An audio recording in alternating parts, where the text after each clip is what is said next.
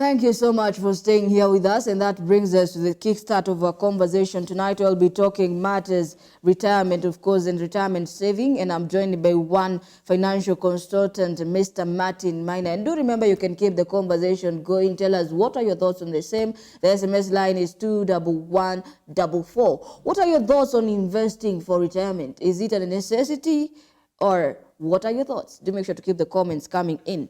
And now a big thank you, Mr. Martin, for joining us. It is a pleasure to have you joining us. Good evening. How are you? I'm fine. Thank you for having me. Thank you so much. And thank you so much for taking time and coming here to join us. Now, just to kickstart, before we even talk about many things, just demystify for us, what is this pensions? And just connect it with the pension schemes and the retirement plan. Just explain to us. Thank you, Beatrice, for having me, for this opportunity. Pension ways of, saving and planning for old age income. But perhaps before we talk about pension, we can talk about retirement. Many people associate retirement with old age. But I know, Beatrice, you have had athletes retiring. Yes. And why do they retire? Well, they are still young, and they have not reached 60 years or the mandatory retirement age.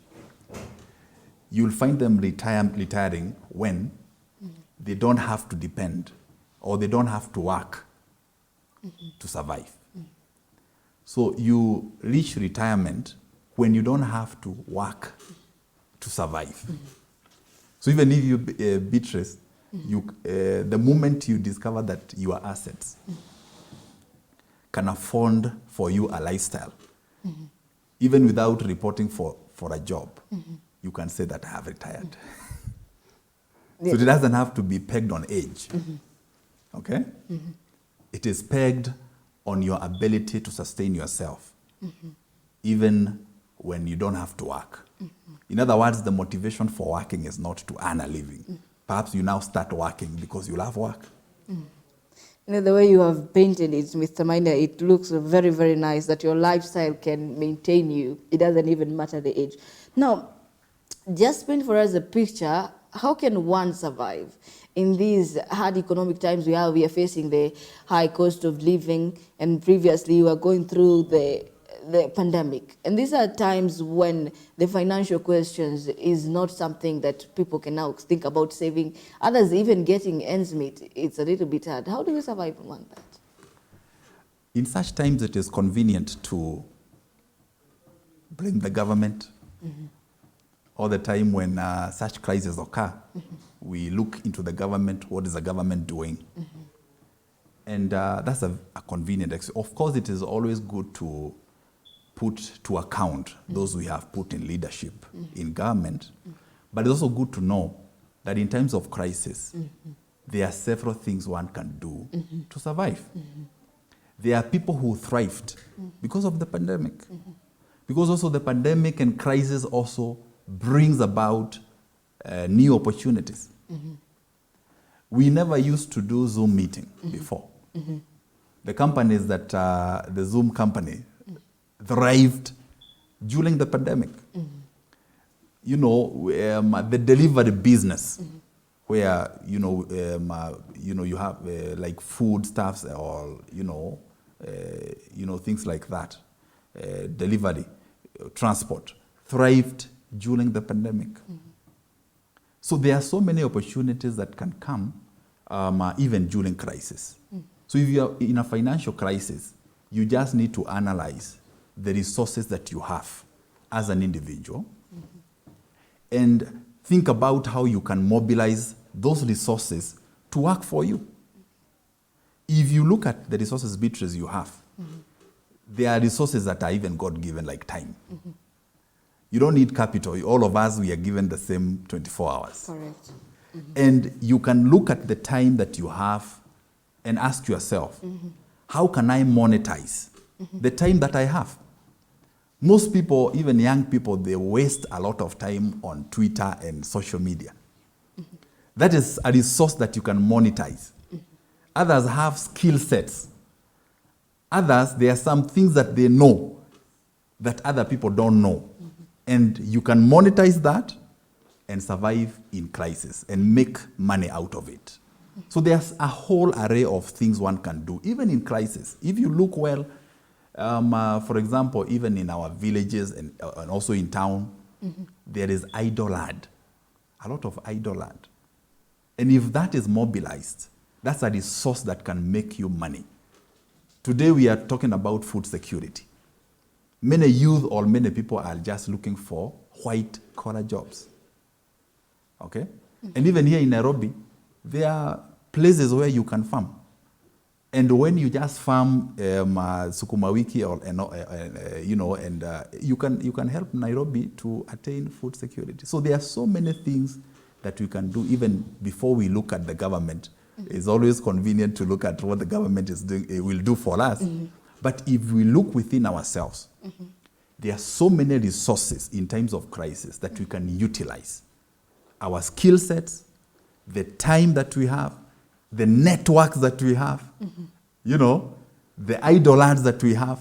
And if we mobilize such resources, they can help us survive in crisis. And even as we're talking about of course, the hard economic times, just generally, what based on what your observations, what are the attitudes of the Kenyan citizen when it comes to pensions and retirement schemes? Do they look interested, or do they have no clue, based on your observation? Okay, I would say the gap that is there is a gap of knowledge. There's a lot of work to be done in terms of educating people on the need to plan for their old age. And most people think that this is only for those who are employed. And even those who are employed, most of them are not aware of the importance of planning for retirement. So I would say the greatest gap that we have is awareness. If people are educated on the need to plan for their retirement, I know Kenyans are responsive. They are going to start saving for their retirement. Yeah. And even as we talk about that, these pensions, what strategies are used to maybe make the amount of money required? Does it depend on the organization you're coming from, whether it's a civil organization or from a private organization? How and what amount, or how does the amount vary from what a person is earning? Just tell us, just paint for us a picture how that goes on. Mostly, what determines which scheme you are in is the organization that have employed you. So most of the people who are in pension schemes are employed. So those responsible employers who are concerned about the welfare of their employees, they have set up schemes to enable their employees safe towards their retirement. And normally, it can either be the employer is contributing alone, or both the employee and the employer are contributing towards that kitty. So normally it's an initiative of the employer. It is normally the initiative of the employer. Most Kenyans, because of perhaps that gap of knowledge, they don't know that they can save and they can plan for their retirement, especially those who are self-employed.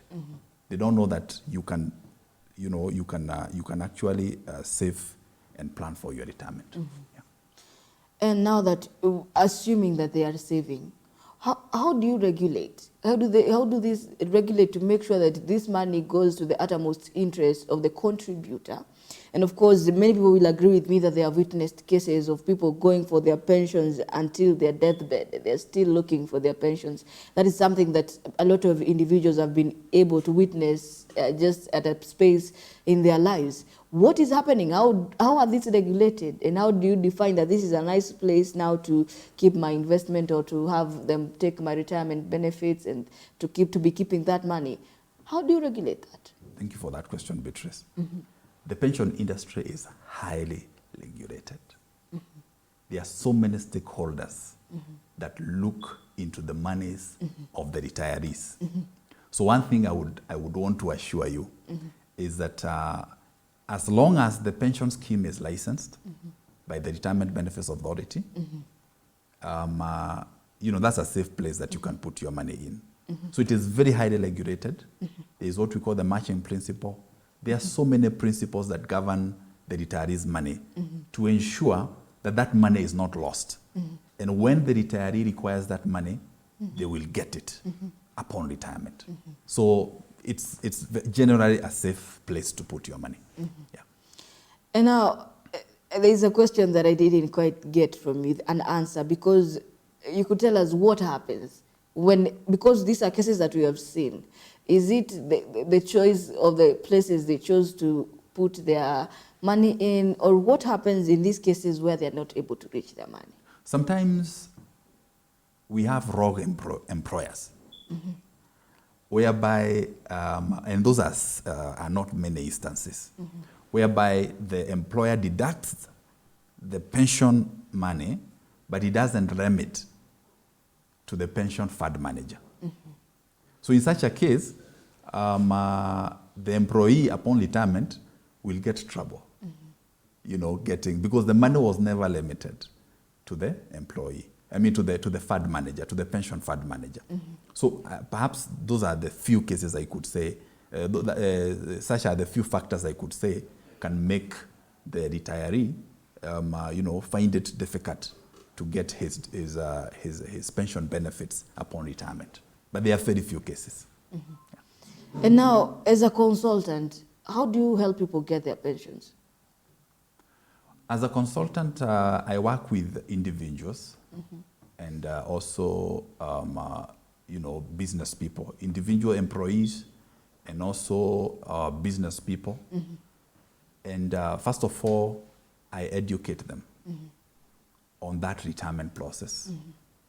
Most of them are not aware what happens when you retire. So I educate them on that retirement process. And then I educate them on the licensed, the regulated retirement income products that are in the market. They are regulated by the government.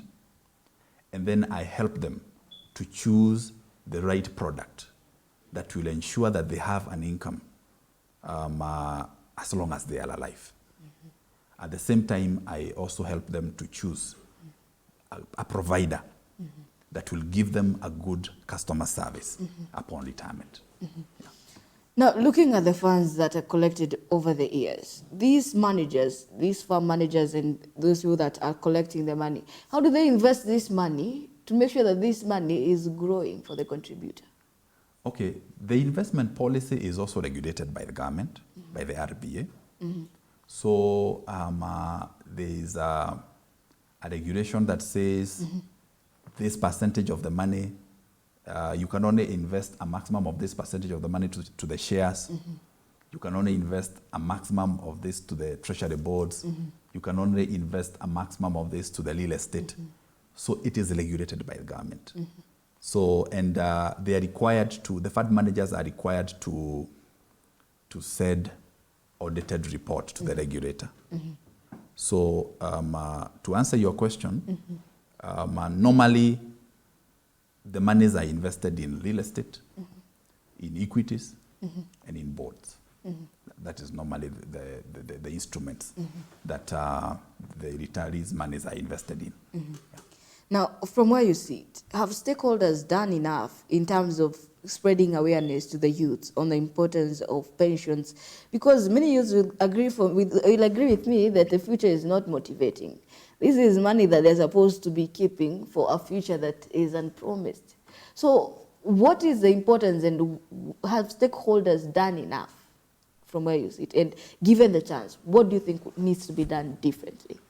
Yeah, of course, I know that there is there are efforts by the government, by individual employers to educate the youth and the new employees on the need to plan for retirement. But I must acknowledge that there is a lot that needs to be done. our culture also is working against us. We are not a culture, we don't have a savings culture. So perhaps that one goes back even to our parenting, because some of things, disciplines, we learn them, even from the people who brings up, perhaps even from our education system. So there's a lot that can be done. Perhaps financial planning and retirement planning can be included in the curriculum. That one can be of help. So to answer your question, there is much that can be done. There's a lot of efforts that are happening currently, but they are not enough. It's not enough. So for the youth who thinks that the retirement is very, very far, yes, and we need to think about today, and the future is not promising, I would say that I would actually encourage them about the power of small money. If you misuse 50 shillings in a day, that translates to 1,500 in a month. And that one translates to 18,000 in a year. And that one translates to 180,000 in 10 years. Now, if that money is invested in a compound interest account, you can imagine the kind of fund that you would have accumulated by only setting aside 50 shillings. So the future is not very far. And as I have defined retirement, retirement does not have to be pegged with age. Retirement is when you have your resources are working for you, such that you don't have to work to survive. Okay? So you can reach your retirement at 35 years of age.